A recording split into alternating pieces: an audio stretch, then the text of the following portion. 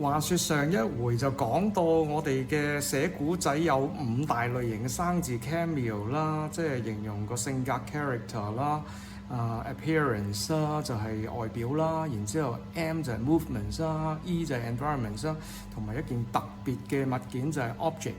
咁有啲讀者來函啊，咁就話有冇 a list of adjectives 要勁啲嗰啲？加油啦！我就早前收集咗100個你覺得好勁嘅 adjectives 啦。不過勁之餘呢，仲要係西人真係會用到嘅。我哋唔會揀嗰啲1000年前用嗰啲字啊。就算嗰個字好勁，你用出嚟都技驚四座，嚇親人啦。所以用字有2大原則。如果你要攞5星呢，第一就要用啲多音節字，我哋叫 multisyllabic words 啦。第二要嗰個字呢，就真係我哋個 modern society、modern world 會用到嘅，咁人哋唔係唔會覺得你奇奇咧咧用埋啲好僻嘅字咯。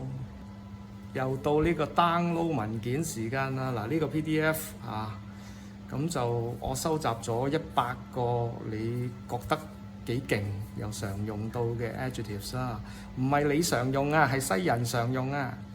咁我就集中咗3類嘅，第一類就 characters 就性格啦，第二類就係 appearances 即係嗰個外表啦，第3類咧就係 environments 咁環境啦，寫古仔嚟講都應該夠㗎啦。如果你已經 download 咗個 PDF， 咁就你見到我分開10大組嘅，每組10個字就俾你即係容易啲消化啦嚇。咁你見到我按 alphabetical order 由 A to Z。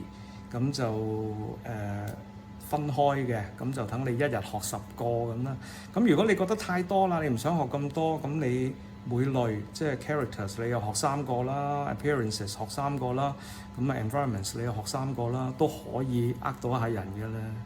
記住要自己做翻分類喎。譬如我想寫一個人嘅性格 characters， 咁你可以用set 1嘅 adamant 啦 ，adamant 即係好頑固嘅，唔係好會改變嘅。咁你見到嗰個例句咧，就 We have told her to rest up at home， 休息下啦。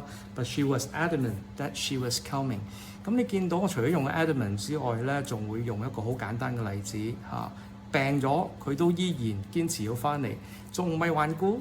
如果你睇下 set 2咧，你會見到第4個咧就 corpulent 啦 ，corpulent 就係、其實個意思好簡單，即係肥胖啊。咁你就識用 fats 咁你可以試下用 corpulent and fat 啦咁譬如個例句咧 ，corpulent gentleman he was, his oversized coat could hardly cover up his bulging belly。肥到咧嗰件外套都冚唔住佢個肚腩啊！咁仲有 environment 啦，咁你可以睇翻 set 1嘅第3個 item 啦 ，antiquarian 即係好有古典嘅氣息，好古雅咁嘅意思啦。個例句咧就係 Round the corner is an antiquarian bookseller 咁就喺街嘅一角咧有間賣舊書嘅書店喎。